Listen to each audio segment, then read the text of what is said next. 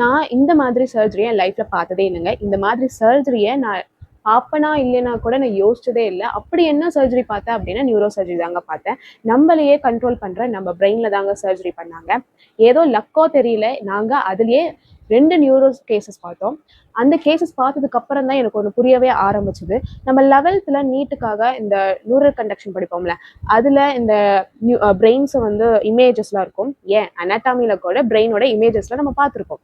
அதுக்கும் அலைவா பிரெயினை பார்க்கும் போது டிஃப்ரெண்ட்டாக இருந்துச்சுங்க. அப்படி என்ன டிஃப்ரென்ஸ் பார்த்தீங்கன்னா, நம்ம ஸ்கல்லை ஓப்பன் பண்ணி பிரெயினை நான் பார்க்கும் போது எலக்ட்ரிசிட்டி எப்படி பரவுது அதே மாதிரி பிளட் சப்ளை பார்த்தீங்கன்னா அந்த பிரெயின் ஃபுல்லாக கவர் ஆயிருந்துச்சுங்க.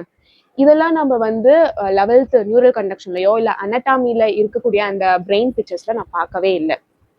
அது மட்டும் இல்லாமல் நான் 2 சர்ஜரி பார்த்தேங்க. அந்த 2 சர்ஜரியை பற்றி நெக்ஸ்ட் வீடியோவில் உங்களுக்கு கண்டிப்பாக நான் சொல்லுவேன்.